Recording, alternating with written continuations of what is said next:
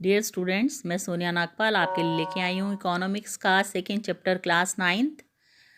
आपसे रिक्वेस्ट है कि आप चैनल को लाइक करें, शेयर करें, सब्सक्राइब करें ताकि सभी चैप्टर्स आपके पास इकोनॉमिक्स के 9 से 12th क्लास तक के पहुँच सकें। पीछे 2 पार्ट्स में 9th क्लास के फर्स्ट चैप्टर को डिस्क्राइब किया गया था, जिसमें द स्टोरी ऑफ पालमपुर को बताया था।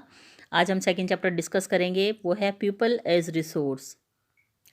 सबसे पहले चैप्टर का ओवरव्यू है। The chapter people as resource is an effort to explain population as an asset for the economy rather than the liability. इस चैप्टर में डिस्क्राइब किया है स्टार्टिंग में कि ह्यूमन रिसोर्स कैसे है, ह्यूमन बीइंग रिसोर्स कैसे है, पीपल रिसोर्स कैसे है, यानी कि संसाधन कैसे है। इस चैप्टर में ये एक्सप्लेन करने की कोशिश की गई है कि पॉपुलेशन जो है that is rather than liability, it is an asset. यह एक संपत्ति है कंट्री के लिए, इकोनॉमी के लिए, अर्थव्यवस्था के लिए। लाइबिलिटी यानी कि उत्तरदायित्व नहीं है, एक इकोनॉमी के लिए बर्डन नहीं है, उत्तरदायित्व नहीं है, बल्कि क्या है, एसेट है। एसेट मतलब क्या होता है, संपत्ति। यानी कि एक देश के लिए जो पॉपुलेशन है, जो इसके लोग हैं, जो पीपल हैं, वो लाइबिलिटी नहीं है, एसेट्स हैं, यानी कि संपत्ति हैं उसकी। People becomes human capital. People, एक व्यक्ति ह्यूमन कैपिटल कब बनता है, यानी कि वो कैपिटल का मतलब है जब वो उत्पादन में योगदान देने लायक बन जाता है। तो ह्यूमन कैपिटल कब बनता है, when there is investment made in the form of education, training and medical care. एक व्यक्ति जब उस पे एजुकेशन, ट्रेनिंग और मेडिकल केयर दी जाती है तो वो एसेट बन जाता है, ह्यूमन कैपिटल बन जाता है। In fact human capital is a stock of skills and productive knowledge embodied in them. एक व्यक्ति के अंदर जो स्किल्स होते हैं, स्टॉक ऑफ स्किल्स और प्रोडक्शन करने की नॉलेज होती है, यानी कि एक नॉलेजेबल जो पॉपुलेशन का पार्ट है, स्किल्ड पॉपुलेशन का पार्ट है, वही ह्यूमन कैपिटल है। सारी की सारी पॉपुलेशन ह्यूमन कैपिटल नहीं होती। ह्यूमन कैपिटल कौन सी होती है, एक मनुष्य कैपिटल कब बनता है, प्रोडक्शन के लायक कब बनता है, जब उसमें स्किल्स होती हैं और प्रोडक्शन करने की नॉलेज होती है, तब वो ह्यूमन क्या बन जाता है, वो पीपल क्या बन जाता है, एसेट यानी संपत्ति बन जाती है। तब वो लाइबिलिटी नहीं रहती, तब वो क्या बन जाता है, एसेट बन जाता है, यानी कि संपत्ति बन जाता है। किसका, इकोनॉमी का या कंट्री का। People as resource in a way referring of in a country working people in terms of their existing productive skills and abilities. तो people as resource is a way of referring.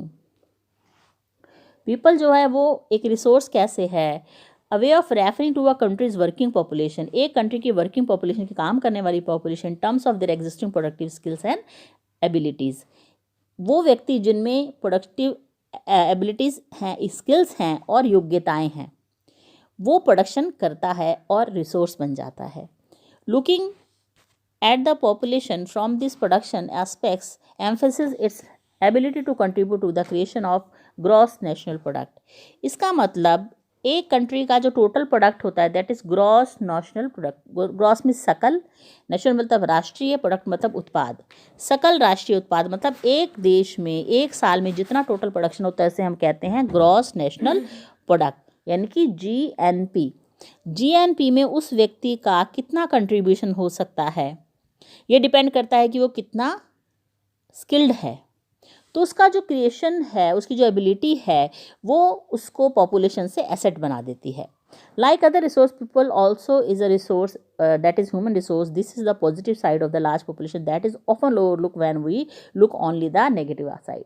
Generally क्या कहा जाता है, population increase होना, कि population बढ़ रही है तो लाइबिलिटीज़ बढ़ रही हैं, है ना। That is considering only the problem of providing the population. हम सिर्फ पॉपुलेशन को एक प्रॉब्लम की तरह देखते हैं कि फूड की अरेंजमेंट करना पड़ेगा, एजुकेशन का अरेंजमेंट करना पड़ेगा, उनकी हेल्थ, उनके लिए हेल्थ फैसिलिटीज़ चाहिए। यानी कि जैसे जैसे पॉपुलेशन बढ़ती है हम उसको प्रॉब्लम की तरह देखते रहते हैं और सोचते हैं कि जितनी पॉपुलेशन बढ़ेगी उतनी ही फैसिलिटीज़ चाहिए, उनके लिए फूड चाहिए, एजुकेशन चाहिए, हेल्थ फैसिलिटीज़ चाहिए। तो एक तरह से वो इकोनॉमी पे लाइबिलिटी बन जाती है। लेकिन यहाँ पर पॉजिटिव साइड को डिस्क्राइब किया है कि अगर उसके ऊपर प्रॉपर इन्वेस्टमेंट की जाती है, उसे एजुकेशन दी जाती है, तो नेगेटिव साइड को छोड़ दिया जाए तो पॉजिटिव साइड क्या होती है, human is as a resource. वो रिसोर्स जो जीएनपी में यानी कि ग्रॉस नेशनल प्रोडक्ट में, यानी कि देश के उत्पादन में मदद करता है, और पीपल क्या बन जाता है, ह्यूमन रिसोर्स। लाइबिलिटीज़ की बजाय क्या बन जाता है, ह्यूमन रिसोर्स।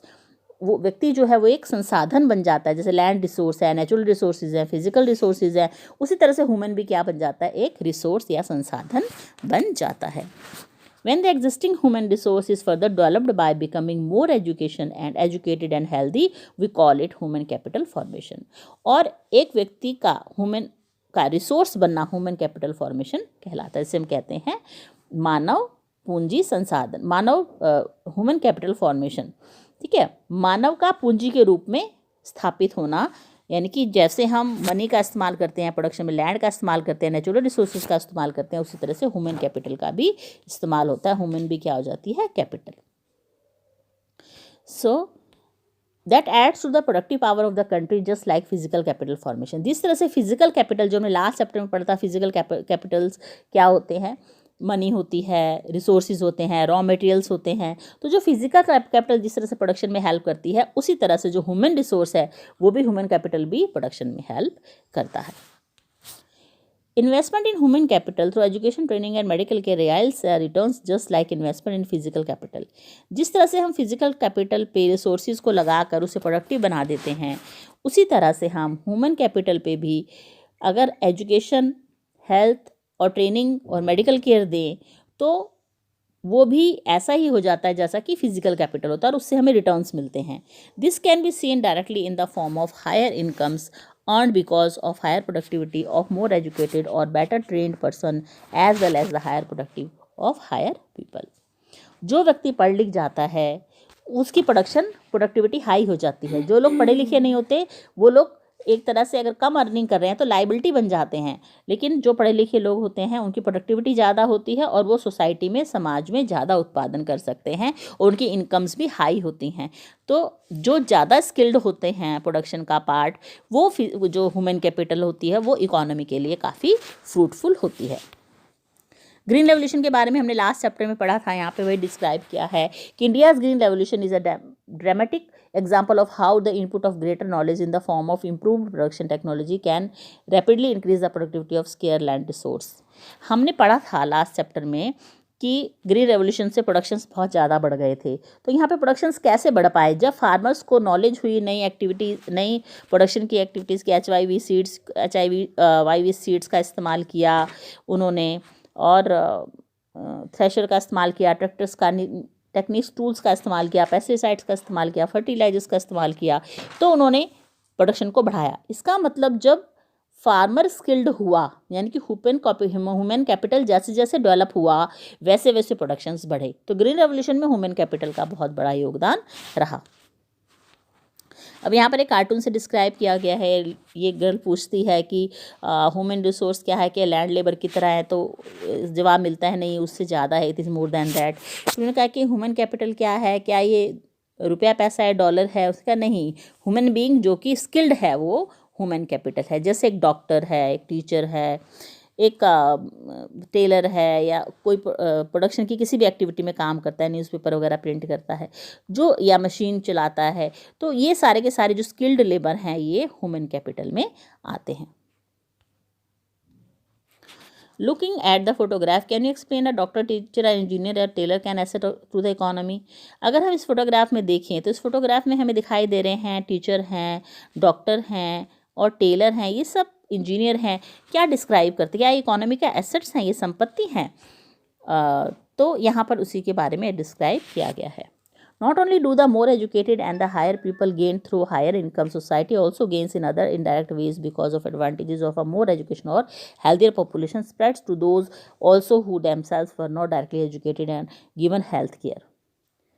केवल वो व्यक्ति का पढ़ा लिखा होना अपने लिए फ़ायदेमंद नहीं होता, बल्कि सोसाइटी के लिए भी फ़ायदेमंद होता है. अगर हमारी पॉपुलेशन पढ़ी लिखी होती है तो वो इनडायरेक्टली किसी न किसी तरह से सोसाइटी को भी हेल्थ केयर और उसकी स्किल से फ़ायदा भी हो सकता है. In fact human capital is one way superior to the resource like land and physical capital. Human capital is superior, ज़्यादा सुपीरियर है किससे, लैंड और फिजिकल कैपिटल से. क्यों? क्योंकि ह्यूमन रिसोर्स जो है वो अपना इस्तेमाल खुद कर सकते हैं. Then can use of land and capital, वो लैंड एंड कैपिटल का भी यूज़ कर सकते हैं, लेकिन लैंड एंड कैपिटल अपना इस्तेमाल स्वयं नहीं कर सकते, क्योंकि ह्यूमन कैपिटल के पास क्या है, माइंड, बुद्धि, जो और दूसरे एसेट्स के पास नहीं है. इसलिए जो ह्यूमन रिसोर्स है that is the best resource in the production sector. For many decades in India large population has been considered a liability rather than an एसेस। पिछले कई दशकों से अगर हम देखें तो पॉपुलेशन को लाइबिलिटी की तरह लिया गया, एसेट्स की तरह नहीं, संपत्ति की तरह नहीं। But large population needs not burden for the economy, it can turn into a productive assets by investment in human capital. Population का बड़ा पार्ट जिसे हम प्रोडक्टिव असेसमेंट में कन्वर्ट कर सकते हैं बाय इन्वेस्टमेंट ऑन दैम, उन पर इन्वेस्ट करके। कैसे इन्वेस्ट करके? उस पॉपुलेशन को हम एजुकेशन दे सकते हैं, उनकी हेल्थ केयर कर सकते हैं और उन्हें ट्रेनिंग्स दे सकते हैं, इंडस्ट्रियल ट्रेनिंग दे सकते हैं, एग्रीकल्चर वर्कर्स की ट्रेनिंग दे सकते हैं, मॉडर्न टेक्नोलॉजी सिखा सकते हैं, ये रिसर्च में डाल सकते हैं, साइंटिफिक रिसर्चेज में डाल सकते हैं। तो जिस भी फील्ड में वो ह्यूमन कैपिटल ट्रेंड होता है, स्किल्ड होता है, उस एरिया में वो प्रोडक्शन की एक्टिविटीज़ में हेल्प करता है। In two cases,